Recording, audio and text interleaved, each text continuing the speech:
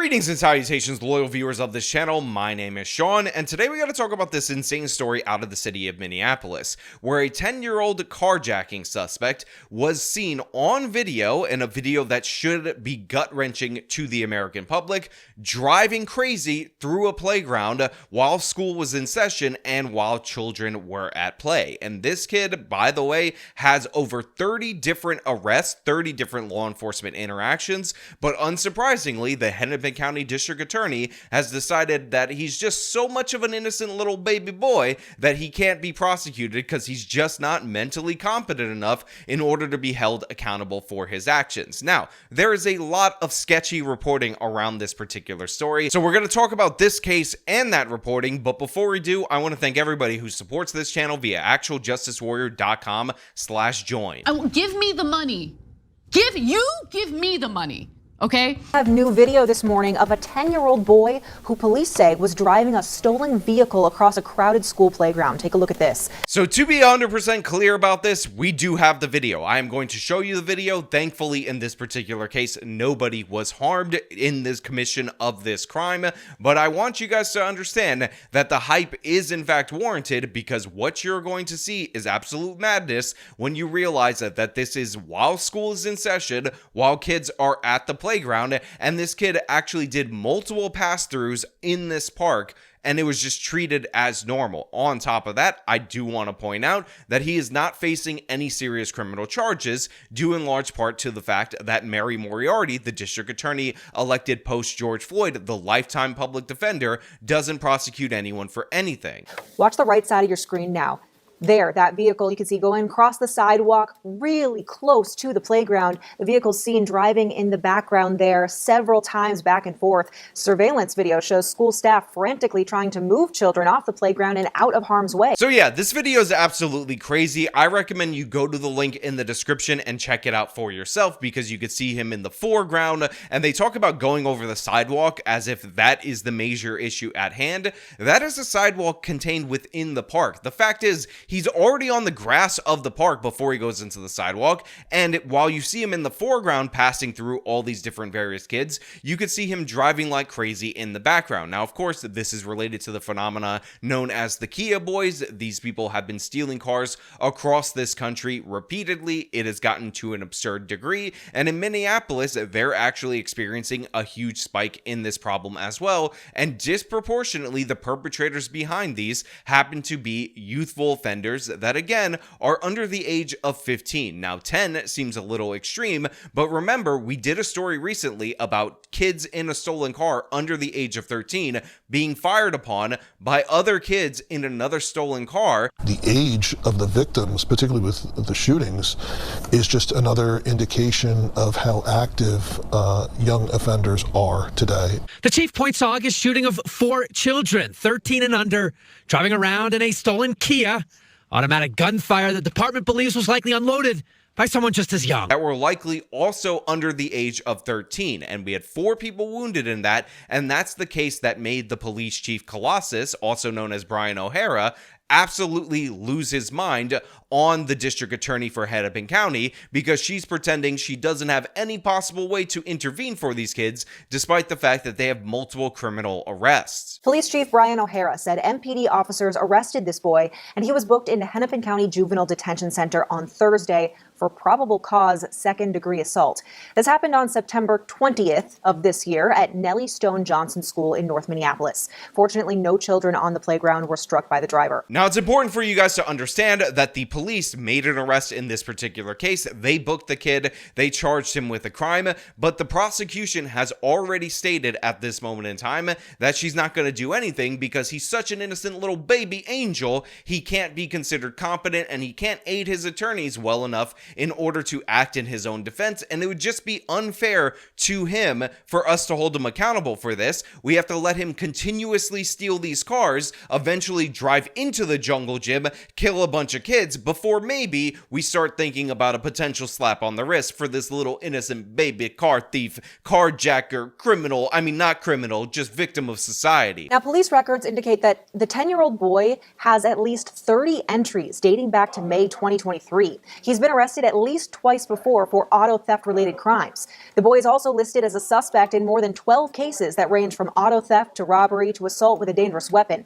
The remaining entries are mostly related to runaway-type cases. So I actually like this local news segment in particular for the way that they break down all the different various criminal charges related to this individual, in addition to the fact that he has pending cases, 12 of them, where he is a suspect that he has yet to be arrested in. And the reason I like that is because a lot of people are emphasizing that the majority of his arrests, the 30 of them, are just runaway incidents, and while that might technically be true, the fact of the matter is he has committed additional crimes that he has yet to be arrested for, unless you think they have him confused and he's being framed by another 10-year-old, or maybe an adult with that Andy Milonakis disease that's just pinning it all on him. Now, to get into the details of his cases, though, I think is absolutely crucial, because, maybe you just think that he's stealing cars in order to feed his starving family, like many a left-wing idiot would tell you on the internet.com, even though these are clearly and obviously joyrides. But the fact of the matter is, it's actually much more serious than you can imagine from a 10-year-old. So according to this Fox News report, the child's criminal history dates back to May of 2023. He has around 30 records, and most of them are runaway incidents. The boy's family is cooperating with law enforcement and has asked for help to keep their son or anyone else from being injured or killed, police said in a press release according to Fox 9. So the reason I wanted to read that statement is because I do think it relates to what we covered before when we talked about the dust-up between the county attorney for Hennepin County, Mary Moriarty, and the police chief for the Minneapolis PD, Brian OHara, also known as Colossus, because he was really annoyed with the fact that parents are coming to him, asking him to lock up their kids, asking him to do what he needs to do in order to get them off the streets, not just for the lives of other people, but for the lives of their own kid. And he keeps getting rejected by the district attorney, who refuses to prosecute anyone for anything and releases these kids onto the street time and time again. Our juvenile investigators referred 2 cases to the county attorney's office involving 2 of the individuals for felony charges on August 9th. The kids weren't charged, they weren't diverted, and despite pleas from their parents begging for help, begging for them to be detained, they were let back out into the street, into the same environment, to commit more crimes, which they did over the weekend. We've had several of the parents involved with these kids in this shooting this weekend asking us to arrest their kids, begging us to detain them because they can't control them and they're afraid they're going to get killed. As recently as Friday, this past Friday, we communicated that to the county attorney's office involving 2 of these individuals. But the county attorney's office isn't listening. The idea of catch and release with violent juveniles is not working. It's not fair to the kids involved or to the victims of serious crime. Well, in this particular incident, you have parents of a 10-year-old who want their kid to be held, who want their kid to be stopped so that he doesn't kill or injure anybody else or himself, and nobody is doing anything. And if you'll recall, the notable instance where Mary Moriarty ignored the warnings from the parents, ignored the warnings from Brian OHara, led to that incident where 4 children under the age of 12 were shot while in a stolen car by other children in another stolen car. 86 plus shots were fired in that particular incident, and that was just allowed to pass because Mary Moriarty thinks it is much easier, much simpler, much more sensible to let criminal black youths out scot-free because it would be evil white racism in order to hold them accountable. Now, Chief Brian OHara says the 10-year-old's family is cooperating with police, and they've asked for help to keep their son or anyone else from being injured or killed. We'll be following this all day long and bring you the latest on air and online. But again, the Fox News article goes on. Charges in a different incident from August were filed on Friday, OHara said. In that case, the boy and other minors approached the victim with a knife in his hand and threatened her, saying, "I will gut you," while attempting to steal her car. The boy was charged in that case with threats of violence and an attempt to commit auto theft, according to OHara. It is unfathomable that a 10-year-old has this level of criminal activity without effective intervention, OHara said.